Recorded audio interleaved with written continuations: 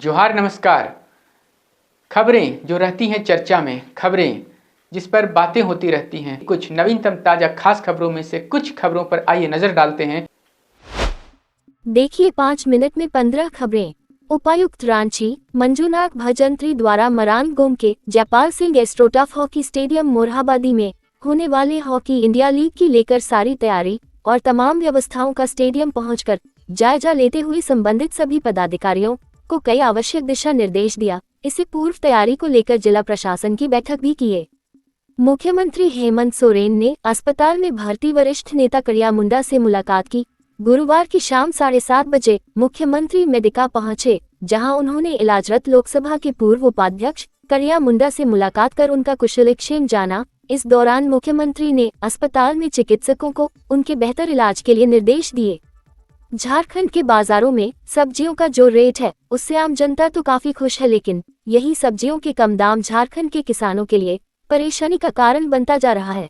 झारखंड के बाजारों में जहां टमाटर 10 रुपये किलो बिक रहे हैं, तो वहीं गोभी और बैंगन की कीमत भी गिरकर 5 से 10 रुपये हो गए हैं। झारखंड की कृषि, पशुपालन एवं सहकारिता मंत्री शिल्पी नेहा तिर्की ने विभागीय समीक्षा के दौरान संकेत दिया कि राज्य में महुआ समेत अन्य वनोपज और सब्जियों का न्यूनतम समर्थन मूल्य यानी एमएसपी तय करने की योजना पर सरकार आगे बढ़ रही है। झारखंड में किसानों के लिए एमएसपी लागू हो पाता है या नहीं, ये तो आने वाले समय में ही पता चल पाएगा। शिक्षा मंत्री बनाए जाने के बाद रामदास सोरेन लगातार राज्य के विद्यार्थियों के बेहतर के बारे में सोच रहे हैं। इसी बीच मंत्री रामदास सोरेन ने झारखंड में सीएम स्कूल ऑफ एक्सीलेंस और शिक्षक बहाली पर बड़ी बात कह दी है। झारखंड के शिक्षा मंत्री ने कहा कि प्रदेश में 26,000 शिक्षकों की भर्ती की जाएगी। सीएम स्कूल ऑफ एक्सीलेंस की संख्या दोगुनी करने के अलावा झारखंड के 5,000 स्कूलों को सीबीएसई पैटर्न के आधार पर विकसित किया जाएगा। डीजीपी अनुराग गुप्ता का ये हुनर देखकर जवान भी रह गए दंग। सांस्कृतिक कार्यक्रम में अलग ही अंदाज में दिखे झारखंड के डीजीपी अनुराग गुप्ता। यूं तो अपने कड़क पुलिसिंग के लिए जाने जाते हैं, लेकिन रांची के जैप के 145वें स्थापना दिवस के मौके पर आनंद मेले में लोगों ने उनका एक अलग ही हुनर देखा। डीजीपी ने माउथ ऑर्गन ने अलग अलग धुन निकालकर लोगों को ताली बजाने को मजबूर कर दिया। इससे पहले डीजीपी को इस अंदाज में कभी भी किसी ने नहीं देखा होगा। आनंद मेले में गोरखा जवानों के परिवार ने अपने मुखिया के गाने के अंदाज को सुना और उस पर जमकर झूमे भी।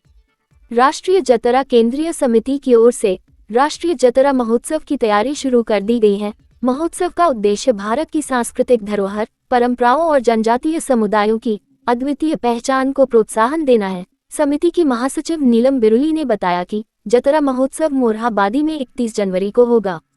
रांची पुलिस ने 2 बड़े क्रिमिनल्स को दबोचा है। इनमें राजधानी रांची के जाने माने चावल कारोबारी नरेंद्र सिंह को मौत के घाट उतारने वाला राशिद अंसारी और छोटू गद्दी के भाई की जान लेने का संदेही गुनहगार चिंकू देवा उर्फ समद मिराज शामिल हैं। दोनों को पुलिस लंबे अरसे से खोज रही थी। इस बात का खुलासा आज डीआईजी सह रांची पुलिस कप्तान चंदन कुमार सिन्हा ने किया। इन अपराधियों को दबोचने में हटिया डीएसपी प्रमोद कुमार मिश्रा, डोरंडा थानेदार inspector Jaydeep Toppo, sub inspector Ritesh Pandya, Pawan Kumar Yadav और संतोष कुमार रजक की सराहनीय भूमिका रही। राष्ट्रीय सड़क सुरक्षा माह 2025 को लेकर गिरिडीह उपायुक्त नमनप्रेश लकड़ा ने अन्य अधिकारियों और पदाधिकारियों के साथ नगर का भ्रमण करते हुए जागरूकता अभियान चलाया। इस अवसर पर उन्होंने मुफ्फसिल थाना के समीप गिरिडीह डुमरी मुख्य मार्ग में आम जनता से यातायात नियमों का पालन करने की अपील की। उन्होंने लोगों को जागरूक करते हुए कहा कि कोई भी 4 पहिया 2 पहिया में आने जाने वाले लोग सड़क यातायात नियमों का उल्लंघन न करें। नारायणपुर थाना क्षेत्र के गोविंदपुर साहेबगंज हाईवे पर बांसपहाड़ी गांव के समीप सड़क दुर्घटना। जॉनसन मरांडी बाइक से जा रहे थे, वहीं विपरीत दिशा से आ रहे एक पिकअप वैन ने बाइक में टक्कर मार दी। हादसे में जॉनसन मरांडी की मौत घटनास्थल पर हो गई। घटना के बाद आक्रोशित ग्रामीणों ने मुआवजा को लेकर गोविंदपुर साहिबगंज हाईवे जाम कर दिया।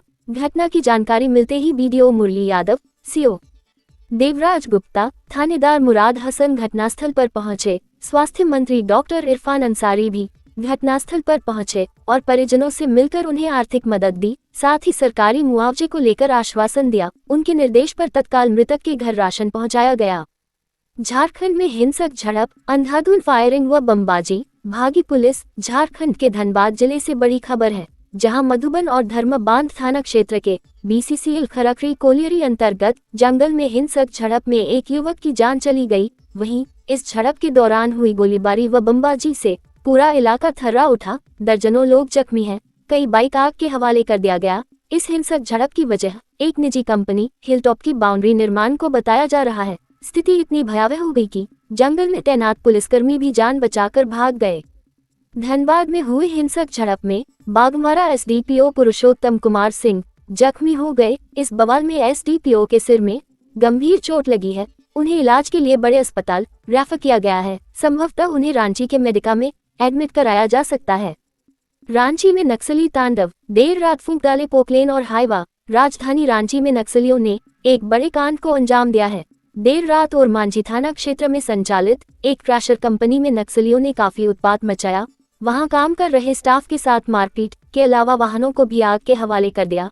हथियारों से लैस दर्जन भर नक्सली क्रशर कंपनी में रात करीब 11:30 बजे पहुंचे। यहां काम कर रहे कर्मचारियों के साथ मारपीट की। वहीं जाते जाते एक हाईवा और पोकलेन मशीन को भी आग के हवाले कर दिया। कोयला व्यवसायी मुकेश सिंह के घर में फिर गोलीबारी, अमन साहू गैंग ने ली जिम्मेदारी। बालूमाथ के कोयला व्यवसायी मुकेश सिंह के बालूमाथ आवास में गुरुवार की देर शाम अज्ञात अपराधियों ने जमकर गोलीबारी की। मुकेश सिंह के मौसेरे भाई गुंजन सिंह एवं निजी गार्ड रवि राय ने बताया कि एक अपाची बाइक सवार 2 अपराधियों ने फायरिंग की। SDPO कार्यालय से महज 100 मीटर की दूरी पर स्थित मुकेश सिंह के आवास में अंधाधुंध फायरिंग कर अपराधी फरार हो गए। याद दिला दे कि मुकेश सिंह को इसी आवास पर बीते 6 दिसंबर को भी अपराधियों ने जमकर गोलीबारी की थी, जिसकी जिम्मेदारी मयंक सिंह गिरोह ने सोशल मीडिया के जरिए ली थी। 6 रोज पहले अपनी प्रेमिका को रांची बुलाया, साथ रहा फिर खुद को मिटा लिया। करीब 24 साल के दानिश इस्लाम की डेड बॉडी रांची के स्टेशन रोड के एक होटल में फंदे पर लटकती हालत में मिली। उसकी प्रेमिका भी उसके साथ उसी होटल में ठहरी हुई थी। ये वारदात राजधानी रांची के चुटिया थाना क्षेत्र के सामने आई है। चुटिया थानेदार लक्ष्मीकांत ने बताया कि करीब 24 साल का दानिश इस्लाम मूल रूप से सिमडेगा के बानों का रहने वाला था। गुजरे कुछ दिनों से रांची में रहकर एक जीन्स की फैक्ट्री में काम कर रहा था। मृतक दानिश के पिता सरवर सज्जाद के बयान पर दानिश की प्रेमिका और होटल के मालिक एवं स्टाफ के खिलाफ चुटिया थाना में प्राथमिकी दर्ज की गई है। बाबाधाम में पूजा के नाम पर 4 करोड़ से ज्यादा की ठगी, जाने कैसे? देवघर के बाबा बैद्यनाथ मंदिर में ऑनलाइन पूजा के नाम पर करोड़ों रुपए की ठगी का मामला सामने आया है। मिली जानकारी के अनुसार ये ठगी बाबाधाम ऑनलाइन पूजा सर्विसेज नामक फर्जी वेबसाइट बनाकर देश विदेश के हजारों श्रद्धालुओं से की जा रही थी, जिसकी शिकायत मिलने के बाद पुलिस मामले की जांच में जुट गई है। लोग इस वेबसाइट पर जाकर आवेदन करते हैं और फीस भी ऑनलाइन ही जमा कराते हैं। इस तरह इस व्यक्ति ने अब तक 4.5 करोड़ रुपए बाबाधाम में पूजा दर्शन के नाम से कमा लिए हैं।